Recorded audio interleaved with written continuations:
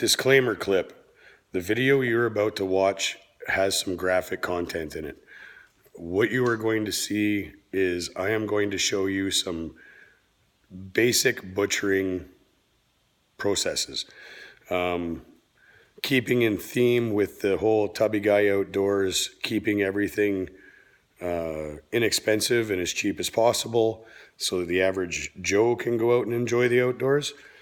Meat processing, depending on where you take it, some places aren't bad at all, but other places can be pretty pricey to have your deer butchered. So learning how to do that at home will save you a lot of money.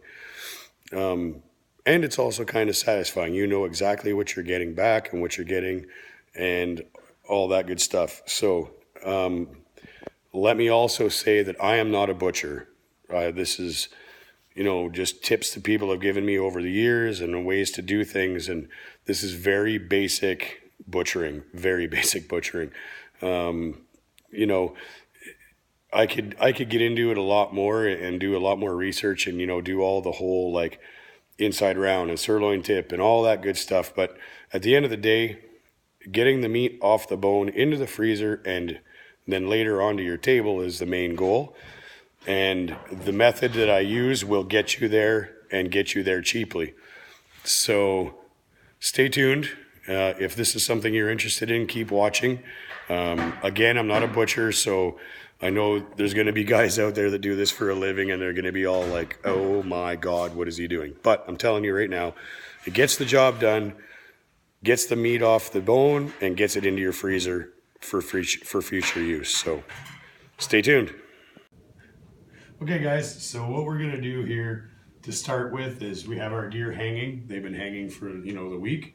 So there's the three bucks that right on knocked down for us. Otherwise we'd be going fucking hungry.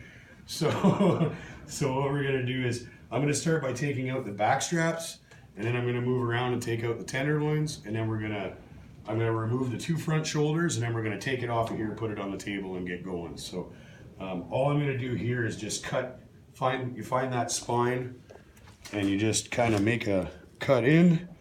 And it was cold this week, so the deer is nice and stiff, and you're gonna go right down that spine. And then all I generally do is just kind of cut across here, because that's gonna be your hind quarters. So cut in like this, like that, and then get this continued on. And then to get the rest of that out of there, it's almost like filleting a fish. Just follow that bone, the spine, down, and keep working it and keep working it. And then you should be able to get a finger in there and just follow that bone.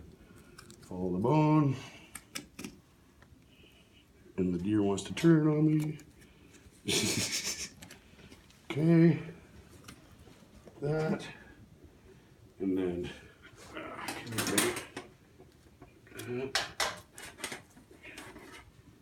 that brought in, and keep going down.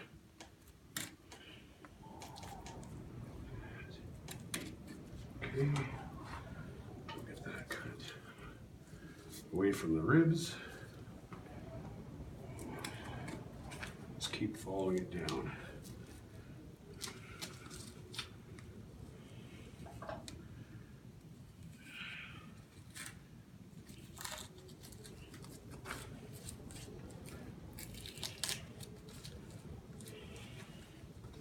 Cut that out, and there's one back strap. Okay, and then we'll do the same on this side. So just follow that along. And take your time with it. Don't get in a rush about it. I'm kind of trying to hurry up a little bit for A, the video, and B, we got deer to butcher and hopefully maybe get out for the afternoon sit. So just take your time with it. You'll get comfortable with it after a while. The first one always takes a bit. Even for me, every season you got to kind of remember what you did last year. So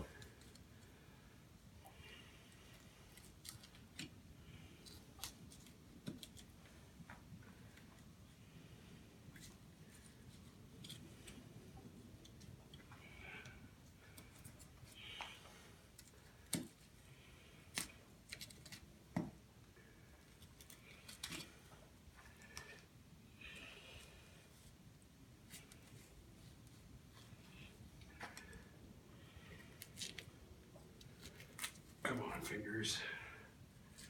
There we go.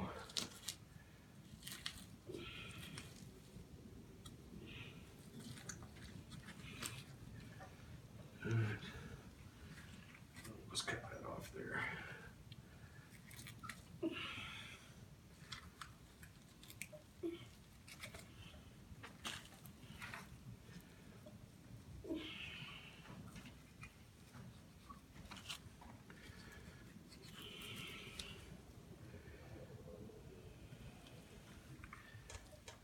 Goodness.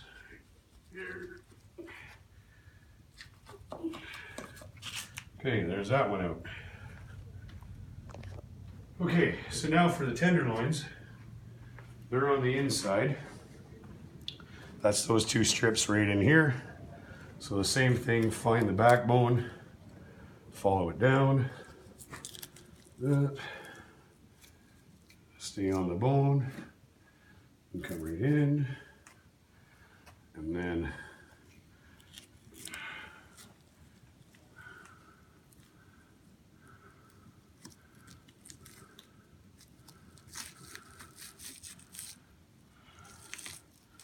take your tenderloin out. That is your tastiest, most tender cut of meat you're gonna find. So take your time with that your first time and every time.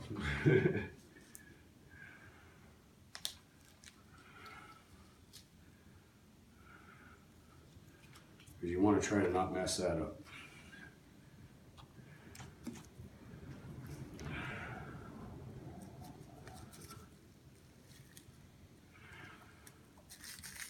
And there is like a membrane in there, so it almost just comes apart itself once you get it started.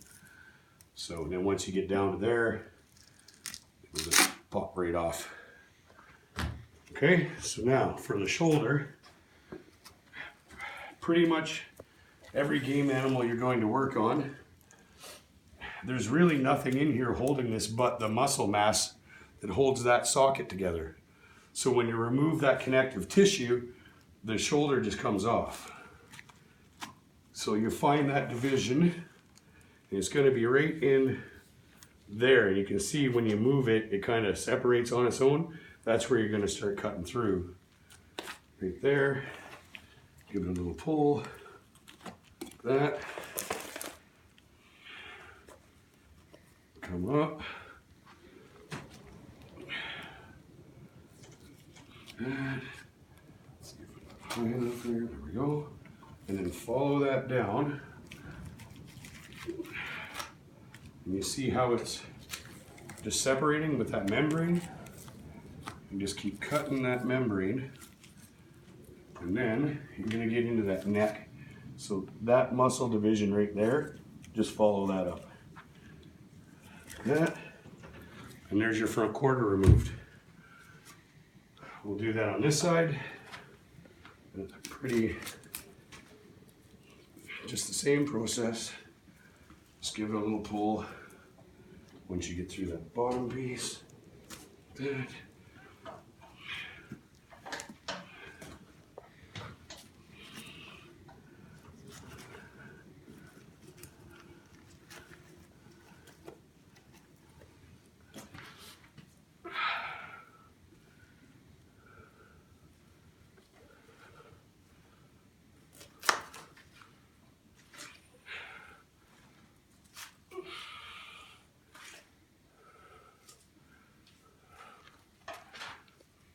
Take that right there.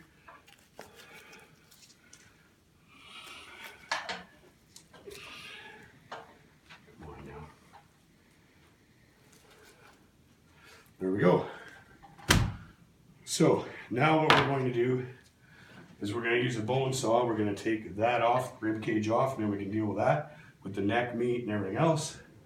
Take it off here, and we'll have our two hindquarters. So stay tuned. Okay guys, so what we did was, you saw what we were doing. So here's our two front quarters. We have our tenderloins, our back straps, the two hindquarters. I find it sometimes easier just to cut through that pelvic bone and then work on it from here to take it off the bone. You can remove the hindquarter the same way you remove the front quarter. It's just connective tissue and membrane. while it's hanging, or you can do it this way and just bring the whole thing on and work on it like that. I find it this way is just quicker and easier. And so that's what we did. Now, something I wanted to mention was while Ryan was panning around, you may have seen this shoulder hanging here. The reason why we removed that shoulder from that deer is that deer was hit in that shoulder, which is, you know, where you want to be aiming, behind that front shoulder, so you get lungs, heart, a good, quick, humane kill. But in the process, what happens is that gets damaged with bullet, you know, the bullet entry or fragmentation when it hits a bone, whatever, especially on the far side. So you want to take those off, get it away from the rest of the carcass so that you don't get all that blood pooling in there and have a chance of spoiling all that meat. So remove it, hang it up separate, and then we can cut all that bloodshot stuff out and still salvage a lot of the meat off that front quarter. Whether it's just for burger or you maybe save some steaks, whatever it is, the more you can utilize, the better. Less waste, right? And that's what it's all about. Use that animal to its fullest. So that's why that's hanging there. So what we're gonna do is we're gonna move into the nice warm shop, and I'll show you what I do with the back straps and tenderloins and how I take the meat off the bone on the quarters. This part will come back later because there's not a lot of rib meat on a deer anyway, but we'll cut all that off. We'll take off the neck roasts. Probably won't make roasts, but what we do is cut it up for grind. So all this, when we're done, will just be ribs, like the bones and the spine, and that's it. There will be very, very little lost meat on that. Same as these, all this will come off the bone. We'll show you that at the end, okay? Stay tuned. Okay guys, so you saw us debone that hind quarter. The front shoulder is basically the same way. Just follow those muscle divisions, take it all off the bone, make your roasts, cut your steaks, whatever you want to do. Anything that isn't kind of big enough for a steak or whatever, hamburger. You can't go wrong with hamburger, man. Deer tacos, you know, deer sloppy joes, spaghetti sauce, you name it, you can make it with venison and it's awesome. So we're just gonna kind of skip ahead on that one for the video purposes, and I'm gonna show you what I like to do with the back straps, tenderloins, and then that stuff. So in this case, I've cut that just so I can shorten this video up a little bit. There's that silver skin that you want to get rid of. So we're going to cut down through there, take care of that. And then that stuff right there, you want to take that off. You don't take that off and you're going to be disappointed.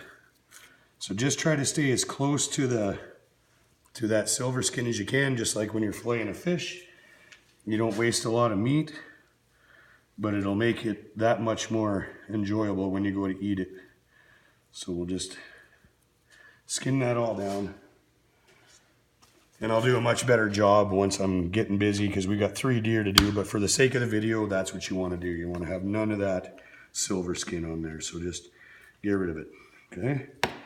So then, with the back straps, I like to make them into what I call like a minute steak or a fast fry or whatever. And then when you're ready to cook it, that gives you options. You can cut it up into strips and make a stir fry, or you can leave it as the fast fries and just have marinate it and have steaks or whatever you want to do. So all you're going to do is just kind of, we're going to clean up that one end. Don't worry, that won't be wasted. That'll go in the burger pile. And then what I do is just kind of make even slices. And the big thing you want to try to remember to do is 1 knife stroke. If you're sawing away at your meat, it just kind of does all kinds of wonky things. It gets uneven, and it just, if you're trying to cook a nice perfect steak, like when we cut these, and it goes wide, narrow, wide, you know what I mean? So try to do one cut, okay? So we're gonna start at the back of the knife, a little bit of pressure, and do 1 cut. And then you got these little fast fry steaks that marinate them overnight and just melt in your mouth. when you cut them, or cook them rather.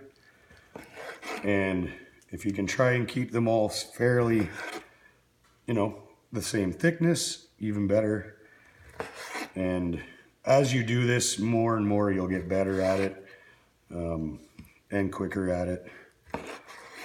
And there you go. So that's not going to be big enough for much, so we'll put that into the grind. And what I was talking about was when you're ready to eat it, if you want to do like a like a stir fry, you can then just take them, cut them into strips and do your stir fry. So that's what I do with that. The tenderloins, the same type of thing, where you remove all that silver skin, you know, trim up an end so you get a nice cut. And then I like to do, with the tenderloins, I like to do a little bit thicker, say about, well, maybe an inch, and make like a medallion out of it. And then you've got a really nice cut of meat there that'll just melt in your mouth no matter how bad you cook it. So that's what we're gonna do with that. Moving forward, again, not trying to rush through this on you guys, but for the sake of the video, same thing, oh, wrong bucket. Same thing we're gonna do here. I'm gonna cut this into really nice steaks. So I'm just gonna trim that end just a little bit. And then I'm gonna try to make one clean cut. And then you've got a really nice steak to put on the barbecue or whatever you want to do with it, right? It's almost a shame to fry them in a frying pan, but you do what you got to do. So again, just start near the back of the knife, use a little bit of pressure, try to get that with one fairly clean cut, and you'll have one nice uniform steak. And we're going to do that for the rest of that pile, the front shoulders, and then the rib cage and neck. We'll just trim all that meat off that neck. That'll go to grind. You could trim it down, fold it, roll it back up and make a roast. But again, I prefer the burgers, not a roast. So that's what we'll do. And at the end of it all, I'll show you the pile of bones and I'll show you how clean we do it so that you waste the least amount of meat. All right, so stay tuned. Okay guys, so when you're done, that's what you're going to be left with. Nothing really edible on there and hardly enough for a bird. Rib cage, neck, it's all cleaned out. And that's what you're left with. So that's your scrap. Obviously you're going to have a bit of a bucket of stuff that got shot through and is inedible, but that's it. So if you follow that from the beginning until now, that's what you should end up with as a pile, and a great big pile of delicious deer meat to share with family and friends. So thanks for watching. Remember to subscribe and like and share and comment and all that good stuff you're supposed to do. And stay tuned for the next one. It's never a bad day to be more outdoors.